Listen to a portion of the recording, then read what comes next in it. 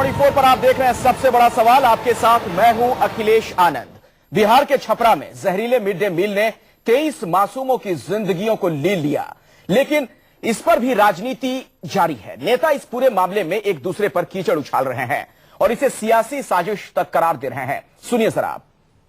आपकी बातों से राजनीति हो सकती है, इनकार नहीं किया जा सकता है।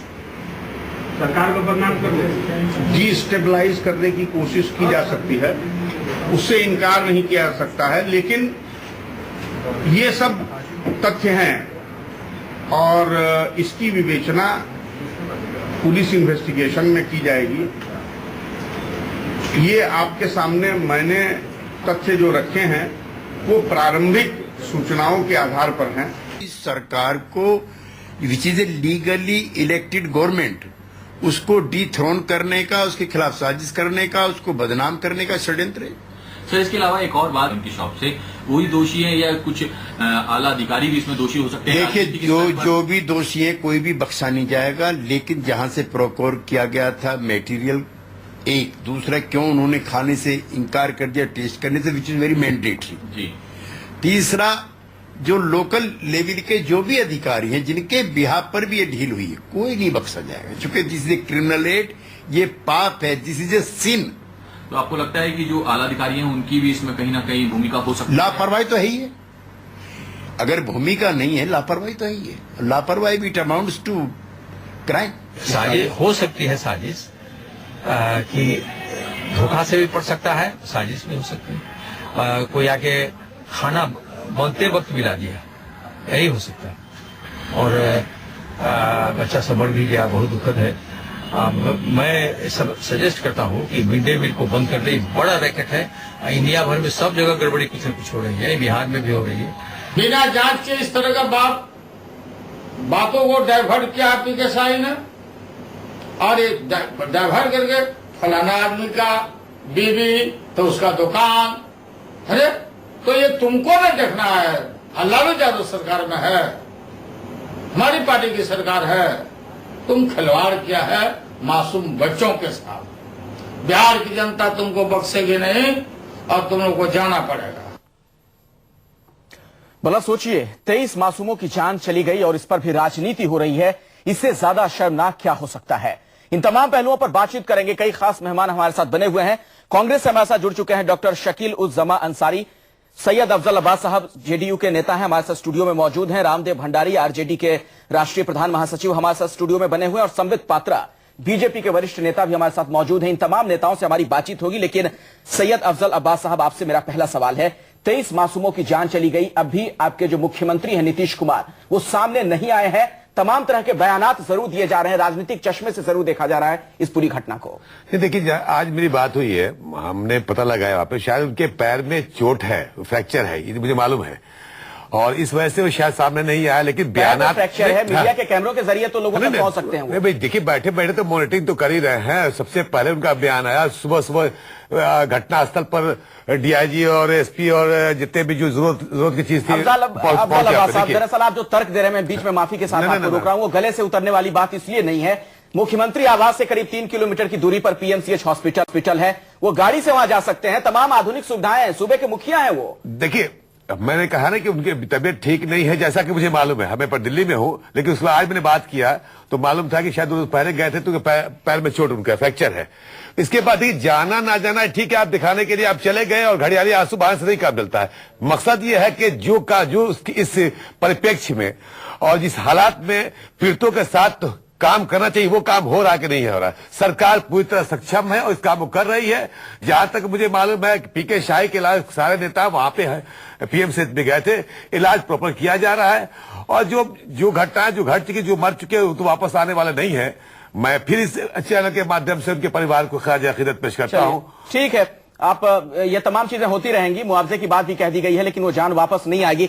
संबित पात्रा साहब, आप बहुत देर से कुछ कहना चाह रहे हैं, लेकिन मेरा आपसे एक सवाल है। दरअसल अगर आप लोग सीधा सीधा उंगली उठा रहे हैं जेडीयू की तरफ, एक सवाल यह है कि सरकार में आप लोग भी रहे, स्वास्थ्य मंत्रालय, अश्विनी चौबे जो कि वहां के स्वास्थ्य मंत्री थे, करीब 8 सालों तक वहां रहे हैं सूबे में, क्यों आखिर इस तरह की लचर हालत है कि छपरा में बच्चों को इलाज मुहैया नहीं करवा पाए आप लोग और उनको लाया जाता है पीएमसीएच, इतने में कईयों की जान चली गई बच्चों की? देखिए, पहला विषय तो अभी नीतीश कुमार जी उस साइट पे क्यों नहीं गए, इस पे डिस्कशन चल रहा था और मेरे बड़े भाई सैयद साहब बता रहे थे कि घड़ियाली आंसू बहाने से क्या फायदा है। तो मैं उन्हें याद दिला दूं, थोड़े दिन पहले मोदी जी के कार के नीचे जो एक काल्पनिक कुत्ता मर गया था, उस पे इन्होंने बहुत सारे आंसू बहाए थे। काल्पनिक पपी के मरने पे इतना आंसू, और जब बिहार के बच्चे मर रहे हैं तब पैर में फ्रैक्चर का बहाना, ये बिल्कुल ठीक बात नहीं है। ये जनता देख रही है, ये जनता देख रही है। मगर देखिए, इसमें मैं बहुत ज्यादा बहस, देखिए बहुत दुखद मामला है, इसमें बहस करने से भी फायदा नहीं है। मगर चूंकि आपने एक प्रश्न पूछा है तो मैं जवाब दे दूं कि हमारे भी भागीदारी थी इस सरकार में। ये पर्टिकुलर जो केस हुआ है, भागीदारी नहीं थी। मैं बीच में आपको रोक रहा हूं। दरअसल आज एचआरडी मिनिस्ट्री की तरफ से बात कही गई कि बाकायदा अलर्ट अप्रैल महीने में जारी किया गया था, जिसमें इस तरह की सूचना थी कि सारण में इस तरह की घटना हो सकती है, तमाम धांधलियां बरती जा रही है। सारण के नहीं, बिहार के अश्विनी चौबे थे ना स्वास्थ्य मंत्री, क्यों नहीं कुछ? केवल सारण के नहीं, बिहार के मिड डे मील प्रोग्राम के लिए कहा गया था। और मैं 12 जिलों का जिक्र था, 12 जिलों का, सारण उसमें पूरे हिंदुस्तान में जहां 160 जिलों को कहा गया था, उसमें बिहार के भी 12 जिलों का इसमें जिक्र था, इसमें दो मत नहीं है।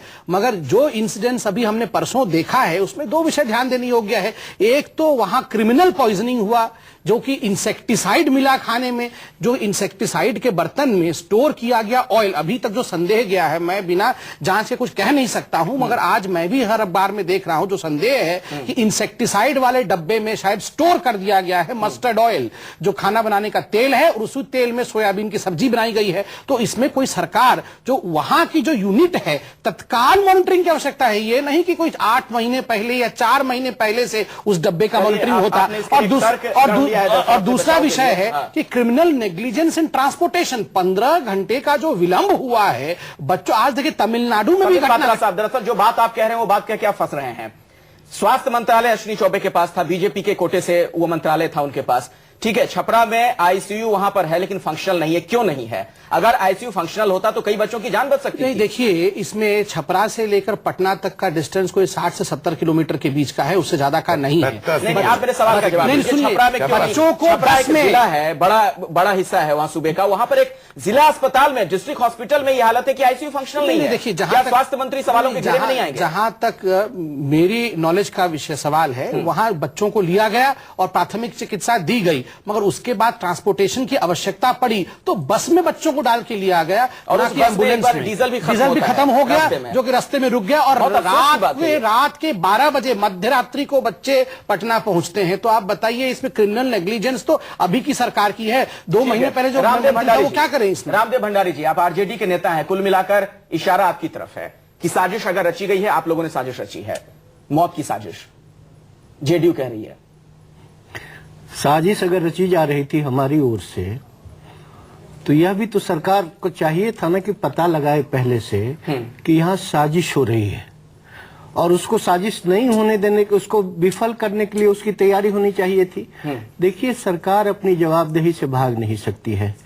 23 बच्चों की हत्या हुई है, मैं इसको हत्या मानता हूँ, और ये बहुत बड़ा कलंक है इस सरकार के लिए, ये बहुत बड़ा कलंक है। और सरकार को सीधे सीधे इसकी जवाबदेही लेनी चाहिए, जो गलती हुई है सरकार की ओर से। और इसका कारण भी आप अच्छी तरह जानते हैं कि करप्शन इसके पीछे सबसे बड़ा कारण है, क्योंकि मिड डे मील में नीचे से ऊपर तक। देखिए रामदेव भंडारी जी, जो बातें आप कह रहे हैं बहुत ही आदर्श वाली बातें हैं, भ्रष्टाचार है, हर कोई जानता है। किसी भी सूबे में आप चले जाएं, मिड डे मील की बात करें, चाहे बीजेपी शासित हो, वो कांग्रेस शासित हो, जेडीयू शासित हो, साउथ के तमाम स्टेट्स हो, वहां पर शिकायतें आती रहती है, वो एक अलग मसला है। मेरा सवाल आपसे यह है कि तमाम दल इस पर राजनीति क्यों कर रहे हैं? क्योंकि आरजेडी ने भी दूसरे ही दिन बंद बुलाया, ये हृदय विदारक घटना हुई और अगले दिन आपको बंद बुलाने की पड़ी थी। देखिए, इस पर कोई राजनीति, कोई भी अपोजिशन पार्टी नहीं कर रहा है। क्या आप चाहते हैं कि सरकार गलती से गलती करे, ये बच्चों की जान ले सरकार, और हम सब चुपचाप बैठे रहें? हम उसका विरोध नहीं करें, इसको आप राजनीति कहते हैं। अगर हम विरोध नहीं करेंगे, सरकार और कान में तेल डालते सो जाएगी, और हम नहीं विरोध कर रहे हैं। अब तो पूरे बिहार में बच्चे लोग, आज आपने सहरसा में देखा होगा कि 500 स्कूल के बच्चों ने विरोध किया है, कलेक्टर के सामने जाकर प्रदर्शन किया है, छपरा सिवान में हो रहा है। पूरे एक क्रांति जैसी स्थिति, एक आंदोलन जैसी स्थिति पूरे दरअसल पहले थी, अब इसका क्या फायदा? पूरे बिहार में एक आंदोलन जैसी स्थिति, और कोई पॉलिटिकल पार्टी अब नहीं कर रहा है। कांग्रेस का रुख करना चाहूंगा। बच्चे लोग, जो स्कूल के बच्चे हैं, उन लोगों ने आंदोलन शुरू कर दिया। हमारे साथ डॉक्टर शकील उज़्ज़मान अंसारी भी बने हुए हैं, कांग्रेस के नेता हैं। शकील उस जमा साहब, आपसे मेरा सवाल है, क्या कांग्रेस की जो केंद्र में सरकार है उसकी जिम्मेदारी सिर्फ इतनी रह गई है कि वो अलर्ट जारी करते रहे?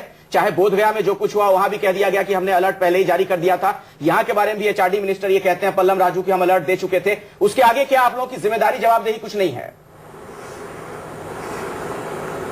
नहीं, इससे ज्यादा भी जिम्मेदारी है।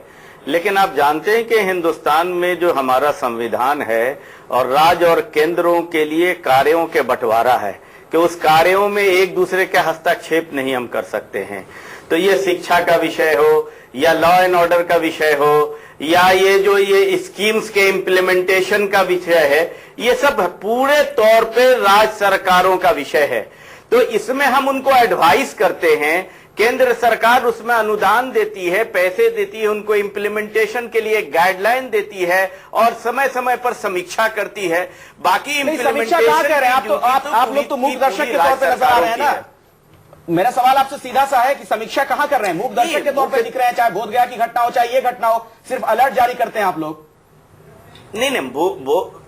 नहीं, अलर्ट जारी नहीं करते हैं ना, राज्य सरकारों का ड्यूटी है ना वहां अलर्ट जारी करना। जो महकमा राज्य सरकार का ड्यूटी नहीं निभा रही है तो फिर तो जानकारी ही ना राज्य सरकार को शेयर करेगा। तो नहीं, राज्य सरकार जब अपने तौर पे पूरी फेलियर होगी तो संवैधानिक परिस्थितियां बनती हैं। अब आप देखिए कि ये जो मिड डे मील का बात है, अगर राज्य सरकार का ये फेलियर है तो क्यों नहीं नीतीश कुमार को इस्तीफा दे देना चाहिए?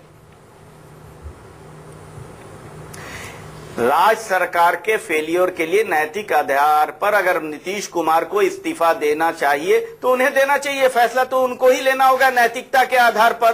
लेकिन जहां तक ताल्लुक है, घटना कल घटती है और एक कांग्रेस की मांग करेगी कि नहीं करेगी?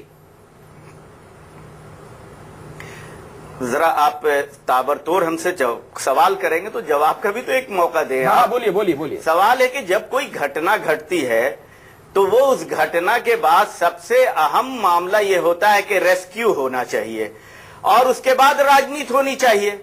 लेकिन बिहार के अंदर तो कोई घटना के साथ साथ राजनीति भी चल रही है साथ साथ। अब बीजेपी के भाई गले से गले मिलके इतने दिन सत्ता चला रहे थे, राज चला रहे थे और वहां स्वास्थ्य केंद्र भी सही तरीके से कार्य नहीं कर रहा था, लेकिन आंदोलन और नीतीश कुमार के इस्तीफा का डिमांड कर रहे हैं। मुझे लगता है इस्तीफा उनको देना चाहिए, नहीं देना चाहिए, देखिए हम तो गले से गले मिला के कर रहे थे, वो उसका मैंने उत्तर दिया।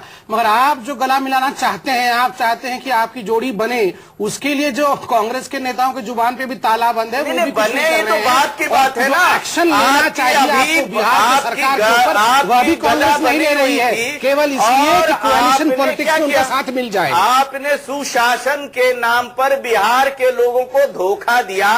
आज आप किसी कारणों से हट जाइए तो अपनी जिम्मेदारी 4 दिन में खत्म नहीं हो जाएगी कि जो सरकार आप कह रहे हैं शिक्षा का विषय, ये जो हेल्थ का विषय है वो आपके पास था, आपके मंत्रियों के पास था। पूरे राज्य में हेल्थ की सिचुएशन इतनी अच्छी नहीं है जिसकी वजह से उन बच्चों की जानों को बचाया जा सकता था, वो हम नहीं बचा पाए। इसलिए मैं कहता हूं कि आप राजनीति मत कीजिए, राजनीति मत कीजिए। हाँ, यही बड़ा सवाल है। दरअसल इस पर भी राजनीति क्यों? 22 मासूमों की जान चली गई और तमाम पार्टियां राजनीति कर रही हैं। सैयद अफजल अब्बास साहब, अब तक कोई गिरफ्तारी क्यों नहीं हुई?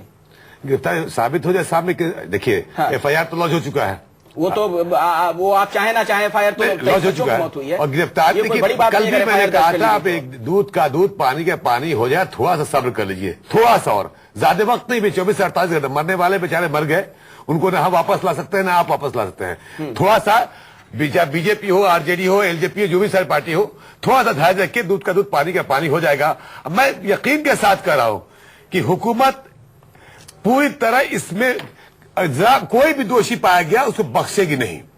और जहां तक साजिश की बात है, हमारे बड़े अच्छे प्रवक्ता भी है बीजेपी के, अफसोस से इस बात की आती है, आज भी मैं कह रहा हूं, कल भी मैंने कई चैनल पर कहा था कि मानवता से लोग हट चुके हैं। आप कल तक हम जेडीयू और बीजेपी एक साथ सरकार में थी, आप छपरा जिला के मंत्री थे सिग्रीवाल साहब, मैं भी वहीं का रहने वाला हूं, उसी डिस्ट्रिक्ट का हूं। इन लोगों की भूमिका कैसी थी क्या इन लोगों ने भी बच्चों को बचाने के लिए कोशिशें की? मतलब जो आप कह रहे हैं कि पार्टी से मैं पार्टी से हट के बात कर रहा हूं, मैं पार्टी से हट के बात कर रहा हूं। नहीं। इंसानियत के बुनियाद पे हर पार्टी के लोगों का कार्यकर्ताओं का धर्म बनता था कि पहले बच्चों की जिंदगी बचाया जाए, चाहे जो भी सहूलतें वहां हो। सभी बात, छोटा जवाब दीजिए, ब्रेक लेना। बड़ा आश्चर्य का विषय है, ये जहर खिला दे और बाकी सब बचाते फिरे। क्यों नहीं सुनिए, क्या मतलब है कि इंसानियत तो मर गई है? नहीं सुनिए, हमने ज़ाद नहीं किया है। सैयद साहब सुनिए, मैंने ज़ाद नहीं किया है। नहीं सैयद साहब खिलाने वालों की सैयद साहब सुनिए, सरकार का काम होता है साजिश में ना गिरना। पहला बात, सरकार का काम होता है अगर कोई साजिश हो भी जाए तो उस पर रिस्पॉन्सिबल बयान देना। आप खुद ही सुनिए, आप खुद ही कह रहे हैं कि अभी प्रोब नहीं हुआ है, जांच नहीं हुई है, जांच के बाद एफआईआर होगा, ये हो, और उसके बाद आपके मंत्री आके सब टेलीविजन चैनल में कह रहे हैं कि फलाने पार्टी वाले ने जहर मिला दिया वहां दुकान। देखिए ये कितनी इरेस्पॉन्सिबल बात है, आप बताइए। और तीसरा आप सुनिए एक मिनट सैयद साहब, आपके गाड़ी में बीच रहा डीजल खत्म हो जाता है, इसमें कौन सा मंत्री क्या करेगा? मंत्री की बात नहीं, आप जिस गाड़ी में 15 बच्चों को 20 बच्चों को आप पीएमसीएच भेजते हैं, उस गाड़ी में डीजल खत्म हो जाती है तो कैसे क्या करेंगे? जब आप ये बात कहते हैं तो मेरा फिर से वही सवाल आपसे कि स्वास्थ्य मंत्री आप ही के थे, क्यों नहीं इस तरह के अस्पताल बना पाए वहां पर कि लोगं को पटना ले जाने की जरूरत ही ना पड़े?